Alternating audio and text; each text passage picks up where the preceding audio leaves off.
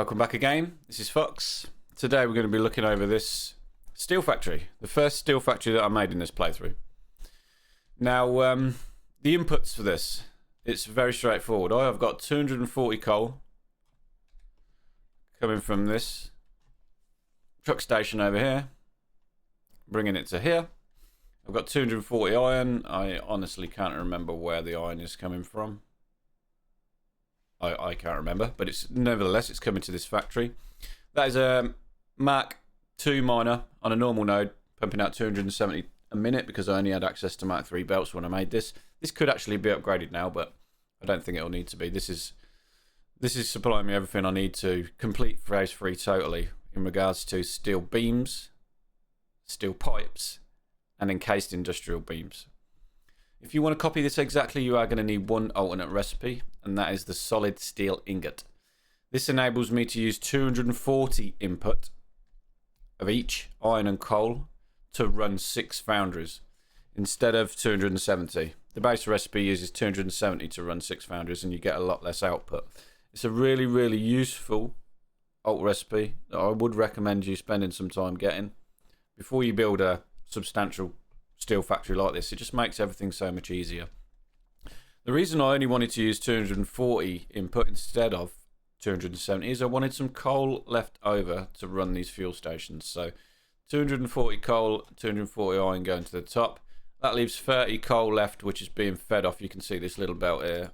It's feeding off into this coal station. It's going around and it's powering some other truck stations I've got around this immediate area. So yes, 240 iron comes in to 8 smelters, producing me 240 iron ingots. It's a 1-to-1. The iron ingots are all bussed together along this line using mergers on a Mark III belt.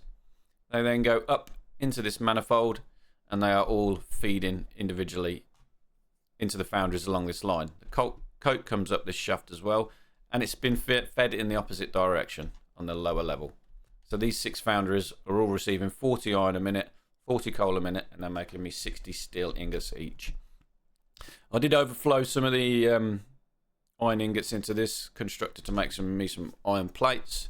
For some reason, when I built my starter base over the other end, I didn't make any iron plates over there. I didn't realise. So this is just when this is installed position like this, any overflowed iron ingots go into this to make iron plates, and then into the dimensional depot, and then ultimately in here where I can access them at any time.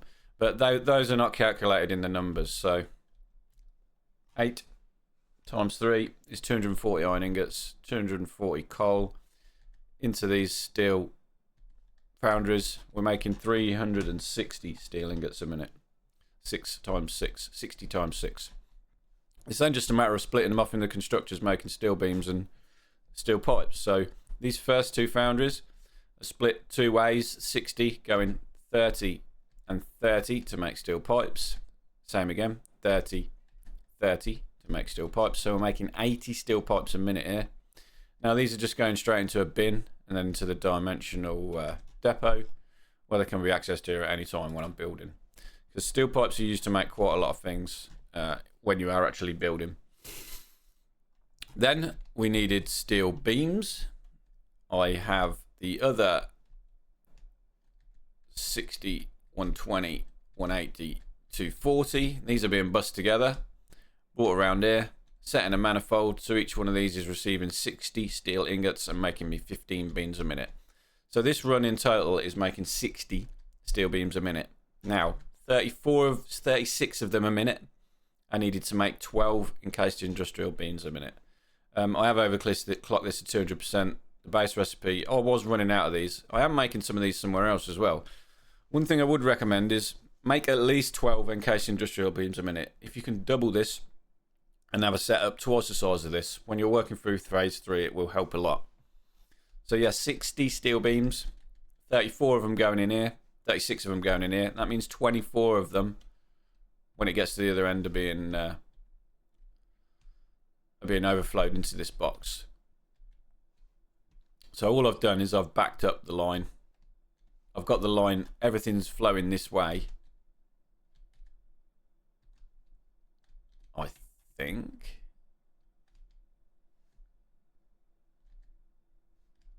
Now these two. So this has got 15. I'm not too sure what I've done here. I thought I had manifolded it and then overflowed it in there. But suffice to say, these 60 steel beams are easily making enough to keep this satisfied and fill this bin here. Now it's all saturated, it didn't really matter.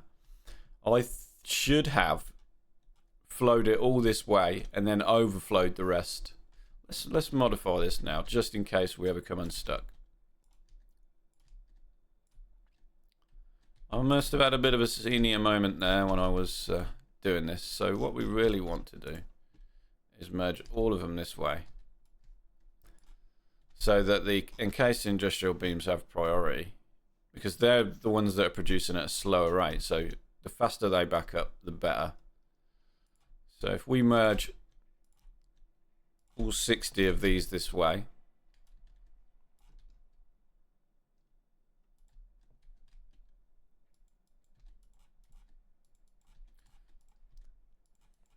this must have been late at night. We merge all 60 of them this way, and then if we set a smart splitter,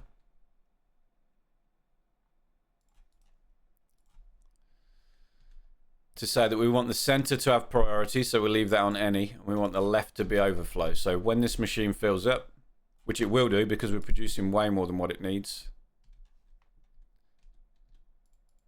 we send this extra this way into this bin, and in turn into the dimensional depot. That is how it should have been set up. Yes, 240 steel beams into 4 constructors, making 240 steel ingots into 4 constructors, making 240 steel beams. 36 of them going into the encased industrial beams, then the rest are being overflowed into this bin. You are going to need some concrete. You can make that however you want. I imported it the same way I have the iron and the coal by truck. Again, not too sure where it's coming from. It's having issues with this. It's having issues with this support that I've just put in here. Doesn't like it.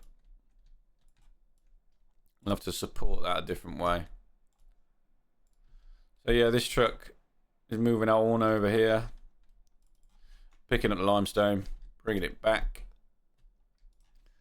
Now this is only making 60 concrete a minute. I do have access to the wet concrete recipe now, so this is what this refinery here. I was just looking at that. I'm going to replace that up here. I'm going to put 1 or 2 refineries up here making concrete, and then the excess concrete can get overflowed into a dimensional depot where it can be accessed at anywhere on the map at any time. But yeah, hope you enjoyed this. Real straightforward. Got coal plants under here. If anybody wants me to run through these coal plants, I can. Like, comment in the bottom. So yeah, just a quick recap. 240 coal, 240 iron, turned into 360 steel ingots. It's virtually split in two. We're using 180 to make steel pipes, 180 to make steel beams. No, 240. Yeah, we're using 120 to make the steel pipes, 240 to make the steel beams. The steel beams are being overflowed into the encased industrial beam refinery, and then anything else is going into the depot. As I say, 60 concrete needed to run this. Well, it needs 72, but I'm only making 60. This never runs flat out anyway. Yep, hope you enjoyed it. Please give it a thumbs up if you did. Like, comment, and subscribe, and I'll see you in the next one. We're going to be going over maybe my turbo fuel setup, or maybe my this is making adaptive control units over here. This is the biggest pain for phase 3 is adaptive control units. We've just finished that. But yeah, stay tuned for the next one. Thanks, guys.